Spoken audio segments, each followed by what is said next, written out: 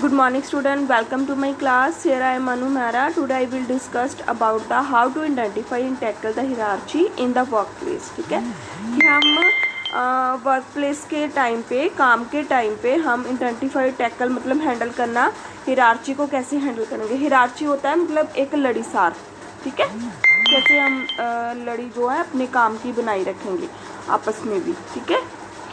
Here are a few pieces of advice to help tackle hierarchy in the workplace. इसके 3-4 points हैं जिसके through हम इसको maintain कर सकते हैं, ठीक है। फर्स्ट है इनिशिएट शेयर रिस्पॉन्सिबिलिटी रूल्स, कि हमें जो रिस्पॉन्सिबिलिटी और रूल्स है वो आपस में शेयर करके सारा काम करना चाहिए, ठीक है। It's important to have mutual respect in the work place, ठीक है। ये ज़रूरी है कि आपके मन में जो है म्यूचुअल रिस्पेक्ट होनी चाहिए वर्क प्लेस के regardless of status and authority. Okay, initiated a share responsibility rule in your office for those monotonous and lackluster tasks then often get delegated to the intern or junior team members like photocopying tea rounds and setting up meeting rooms.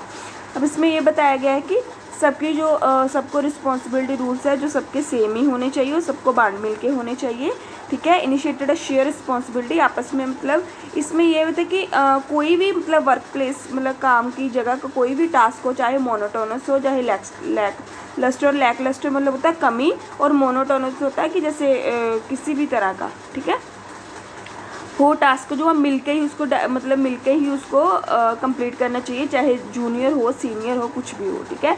मतलब आपस में फ़र्क नहीं करना चाहिए। Like photocopy, जैसे photocopy करनी हो, टी राउंड हो, सीटिंग अप मीटिंग रूम से, सब में सीनियर जूनियर का बराबर का हिस्सा होना चाहिए, ठीक है। इससे हम अपने काम की लड़ी को बनाए रखेंगे, आपस में भेदभाव नहीं होगा। रेडिफाइन रोल्स एंड रिस्पॉन्सिबिलिटी, ठीक है। रेडिफाइन का मतलब होता है दोबारा उसको परिभाषित करना, ठीक है, दोबारा से जैसे एक्सप्लेन करना थोड़ा।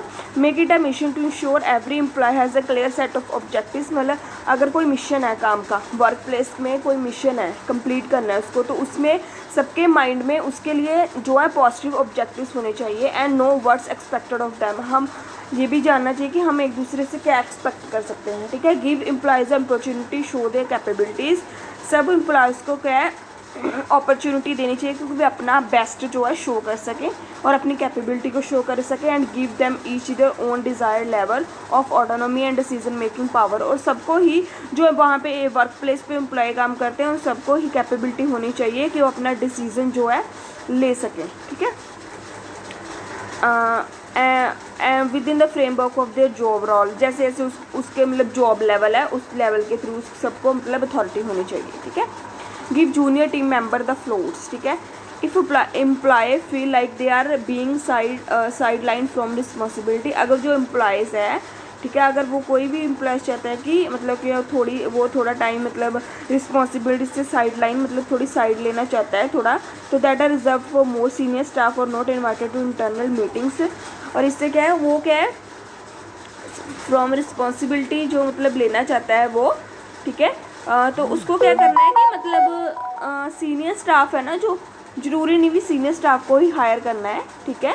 You risk them feeling like their opinion is not valued, क्योंकि मतलब कि सबके जैसे कि हम रिस्क नहीं ले सकते, ठीक है, किसी भी चीज़ का वर्क प्लेस पे। There is specially a concern for employee in the early stage of their career and could impact the speaking of the future. हमें सबको ही अच्छी सी रिस्पॉन्सिबिलिटीज देनी चाहिए, चाहे सीनियर हो जूनियर हो, क्योंकि इससे आगे उनके करियर और फ्यूचर पे इम्पैक्ट पड़ सकता है। One thing to remember about hierarchy is that it's become a problem in one area of the business, negative feeling can creep into the other department। अब इसमें यह है कि हिरार्ची का एक मेन मकसद ये है, याद रखने वाला ये है कि अगर किसी वजह से एक एरिया में है ना, कोई वर्क प्लेस पे एक एरिया में प्रॉब्लम आ जाए तो हम उसका जो नेगेटिव फीलिंग्स है, नेगेटिव इम्पैक्ट है, वो अदर डिपार्टमेंट में नहीं डालेंगे and that negativity can even spread among employees.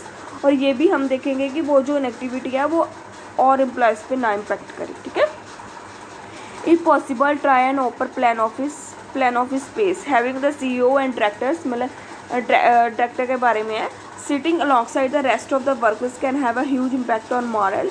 मतलब ये है कि अगर जैसे जो वर्क प्लेस के डायरेक्टर हैं, CEO हैं, ठीक है, हेड जो होते हैं, ठीक है, अगर वही मतलब सिटिंग अलॉन्ग साइड मतलब वही मतलब साइड ले लेंगे काम से, है ना, अपनी रिस्पॉन्सिबिलिटी से, तो इससे क्या होगा, वो इम्पैक्ट पड़ेगा मॉरल में।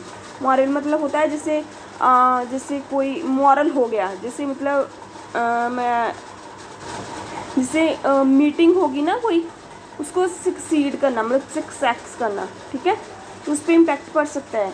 Where possible try to design the office space, मतलब कि जो अब मीटिंग वगैरह है वो ट्राई की जाएगी जो ऑफिस के मतलब ऑफिस की स्पेस में ही की जाए, so that the people of higher sincerity are integrated with the junior team, ताकि जो हायर लेवल की सिंसियरिटी है, ठीक है, सिंसियरिटी का मतलब है मेंबर्स हो गए, सीनियर मेंबर है, वो जूनियर्स को भी इंक्लूड कर सके और इनकरेज कर सके, उनके साथ कन्वर्सेशन कर सके कि ठीक है, rather than having a separate bank of desk, ऐसे मतलब कि उनके साथ उनको भी मतलब कि ऑफिस में ही मीटिंग होनी चाहिए, ताकि ऑफिस के किसी ब्लॉक में या किसी स्पेस में ही मीटिंग होनी चाहिए, ताकि जूनियर टीम है उसको भी इंक्लूड किया जाए, उसके साथ कन्वर्सेशन की जाए, और उनको मतलब रेदर देन मतलब कि ऐसा नहीं करना चाहिए कि उनको मतलब सेपरेट रखना चाहिए मीटिंग वगैरह से, उनको भी इंक्लूड करना चाहिए, ठीक है। Separate bank of desk in the corner which can still be perceived as segregation, ठीक है, मतलब कि उनको अलग नहीं रखना चाहिए। One of the biggest thing that can influence a work place culture is how close a work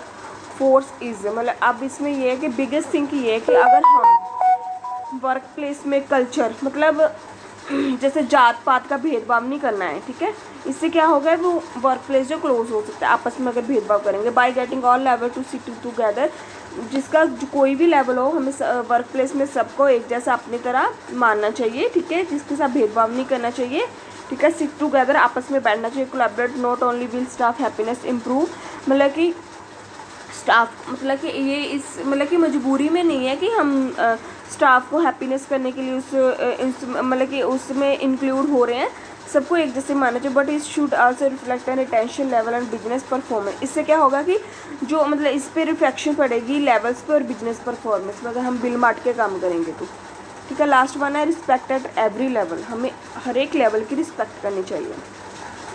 continue on the from of the above theme फॉरबस नाम है suggest one of the thing most of us dislike most about and bad hierarchy is that the people at the top of a power structure often get treated with a lot more respect than individual at the bottom। अब इसमें ये बताया गया कि हमें हर एक level की, ठीक है, स्टाफ हो कोई भी मेंबर हो, फैकल्टी मेंबर हो कोई भी काम के, तो हमें उसकी रिस्पेक्ट देनी चाहिए, ठीक है। इससे क्या होगा कि मतलब पावर भी सबकी बनी रहेगी। अगर हम नहीं करेंगे तो इस पर सबसे ज़्यादा किस पे इम्पैक्ट पड़ेगा, हिरार्ची पे, ठीक है। It doesn't have to be way and should we communicate clearly and consistently with all employees, हमें सबके साथ कम्युनिकेट मतलब कि कम्युनिकेट होता है, आपस में बातचीत करना क्लियरली होनी चाहिए, कॉन्सिस्टेंटली होनी चाहिए, अच्छे से बात करनी चाहिए सब एम्प्लॉयज़ से about big things that are happening in the organisation.